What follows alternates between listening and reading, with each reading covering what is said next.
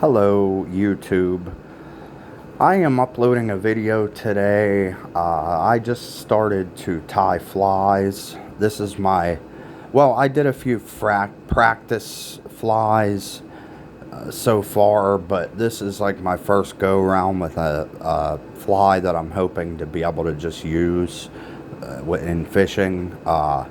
So I think I've gotten it down to where I can get it to where I can actually use the flies. I did a kind of a little, you know, crappy version earlier just to, learn the mistakes of it and stuff. So what I'm tying is a juan worm. They're a worm that's in the water out west, I believe in like Arizona, Colorado. And I'm not sure if they're in our waters naturally here in Pennsylvania, but I know that the San Juan worm is known as like the power bait of the fly fishing world. It's kind of like some of the sporty fly fishermen consider it cheating because it catches so many fish. So I'm going to give it a try. It's a wet fly that is dragged along the bottom of the rivers or lakes because that's where its pupa evolves from, I suppose. So it doesn't sit on the surface. So most people use a wet fly or a nymph hook, which is kind of like a jig head hook you would use sort of like in crappie fishing for jigging minnows and stuff. But I just got me a size 14 dry fly hook, and I just added a tungsten bead onto it, 1/8 size tungsten bead, and that will make it sink. So that's how I decided to do it, because I don't want to have to buy 20 different types of hooks. I already did it up until this phase without recording. I threaded my thread onto the hook. I added my tungsten bead and I head cemented it to the hook. So now to finish it, I have to tie the red ultra chenille onto it like so, and then with finish knot it so it'll be like a worm. I'm not sure how many attempts this will take, but I'm going to do my best. So and I'm also watching how-to videos, so I may have to do that in between as I'm doing it. So here we go. So I'm gonna attempt to pinch it onto the line.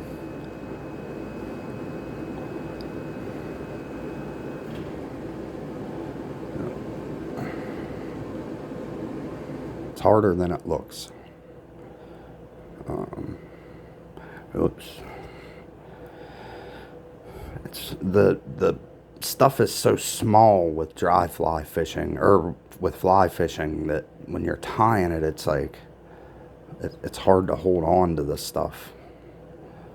So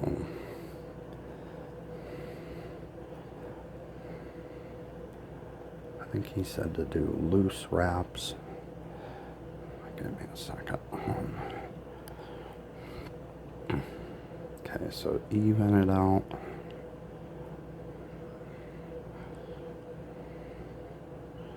Bear with me, this is my first try, so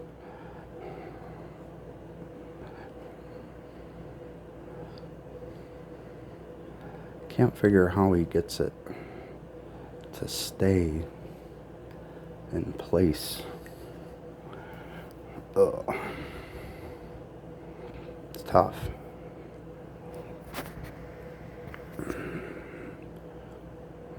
Hold it right there, I suppose. See, every time I go to wrap the thread, it slides off the barrel of the hook. These guys are pros, so I don't feel bad. That's all they do is sit around and tie these things. So This is my first try, so it's like,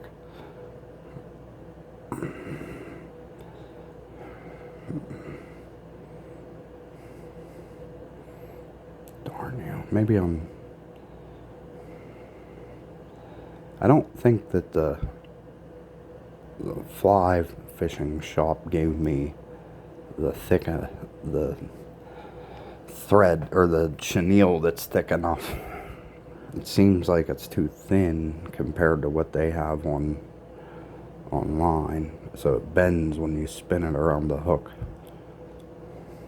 There we go. That might work. So he said take 3 wraps around it.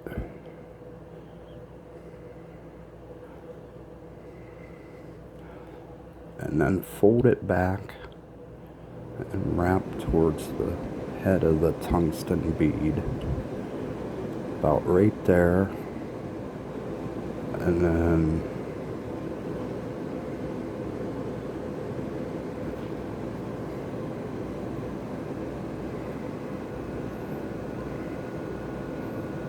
it's hard.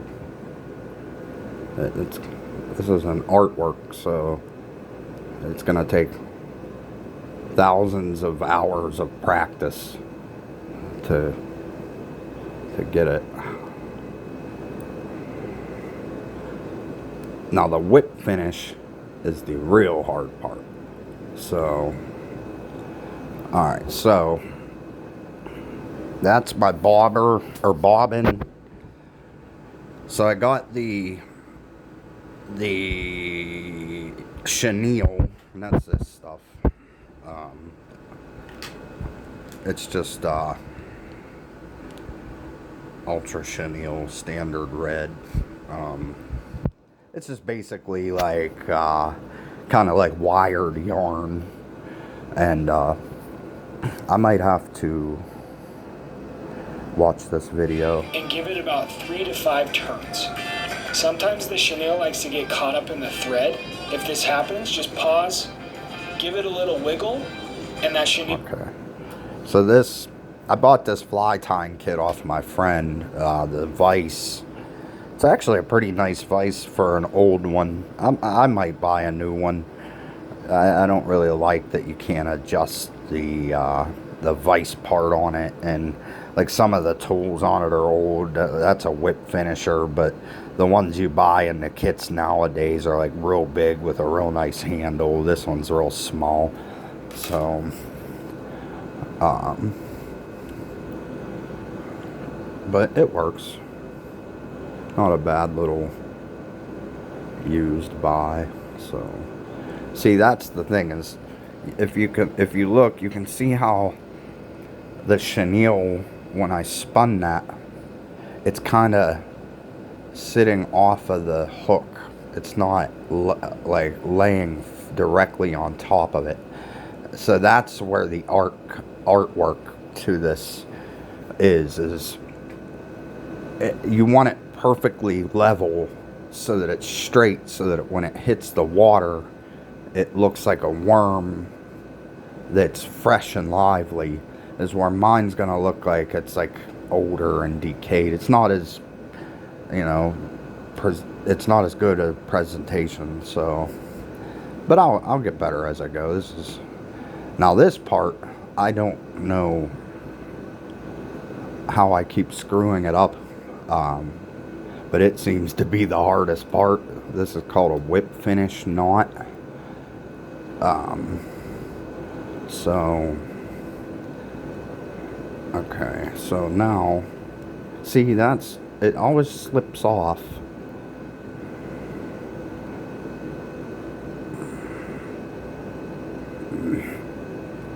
When I go to rotate it, I don't know why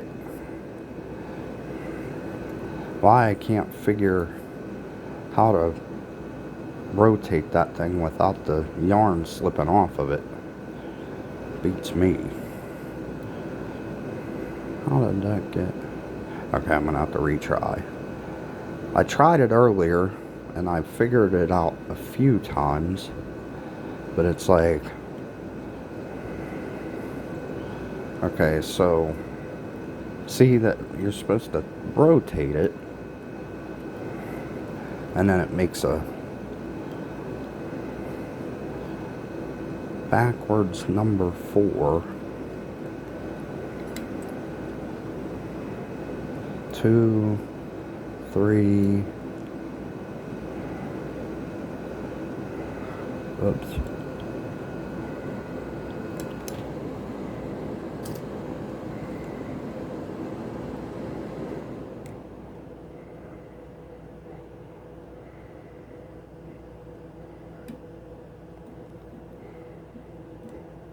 Nah, so that's the part that I just can't figure out, how to do that whip finish. I mean, I suppose that probably tightened it around it, but it wasn't a true whip finish because it didn't slide off the end and knot it.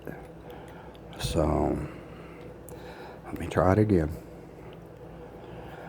I'm not one to give up on stuff, so it'll take me I'll probably have to either get a new whip finisher that's longer, that fits my big tubby fingers, and practice it on big hooks. So, because trying it on a size 14 hook, for anyone that fishes regular fishing, you guys know we use size 6 hooks for, trout fishing, and size 4 for bass fishing. So to use a size 14 hook, it's so small that you can't like grab a hold of it. It's really a fine art there. So this is why the politicians and people like that do this fly fishing stuff. It's really a lot harder.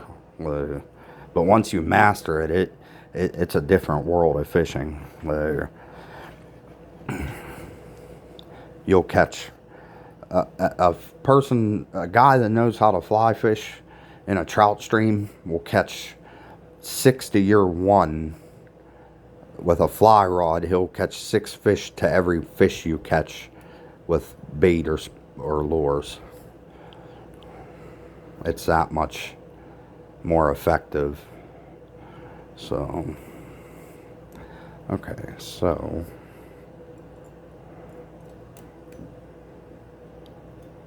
now, see, I keep screwing it up. Well, I might have to rewatch the video here and figure out why it's doing that. Okay, let me watch this whip finish video. If you put in the hard work and tie up a beautiful fly, the last thing you want is for that fly to come unravel. That actually doesn't look bad while you're out there on the water. For my first try. So learning how to properly finish off your fly, a whip finish, is an essential technique as you begin your fly tying journey. So let's learn how to do it right now. First, you're going to hold the whip finisher right at the top of the sleeve so that it doesn't rotate. Then you'll place the hook of the tool directly on the thread, and then loop the tying thread around the arm. Then you're going to slide your fingers down onto the sleeve.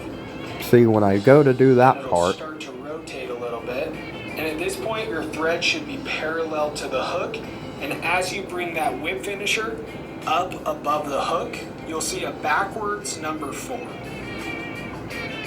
Continuing to hold your thread parallel to the hook, turn or rotate the whip finisher around the hook. Do this 4 to 5 times. Oops. Then, let the thread slip off the arm and pull the bobbin end of the thread away from the hook, closing the loop. And then we'll slide the hook of the tool out of the loop. Oh, I think I got it. Now, grab your tying scissors, trim off the thread. Yay, I did it. And if this is your first time doing I don't finish, think you could see that, but I did the it. biggest hook that you have and practicing this 10 to 15 times until you got it down. And then move on to tying an actual fly. We hope you're enjoying this beginner fly tying masterclass. I think I got it, so I'm gonna try cutting this off. And this fly, if I'm right, should be usable.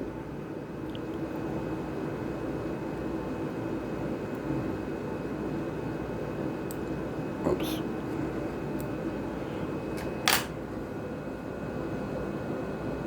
There it is. So, I mean, it looks kind of crappy, but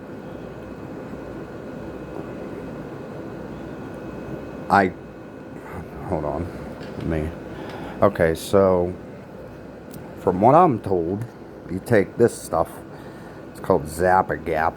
It's kind of like crazy glue or head cement, that kind of thing, and you put it on the, boy, I tell you what, that stuff dries so fast, but you put it on these threads.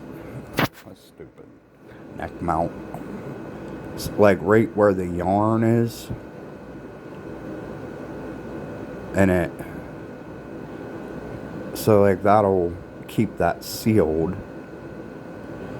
So then and it's floating. So like on this, you want it to sink. It has the tungsten bead, that little black bead on the, let me see if I can get a close up.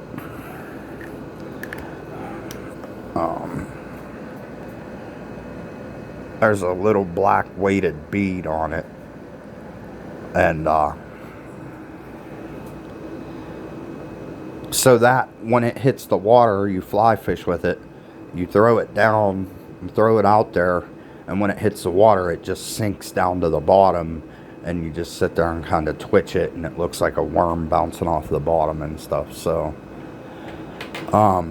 so then you're supposed to take, so you look at the hook, that's the tip of the hook.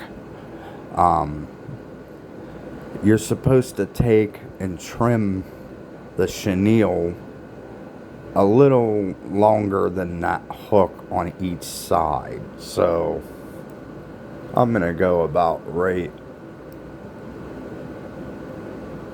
there. So I think personally to leave the back end of it a little longer. That's just my philosophy. So, and there you have it. That is a usable sandworm worm. It's not the best, but take it out of the fly tying vise. Not bad for my first try. Let me see if I can get a good close-up of it.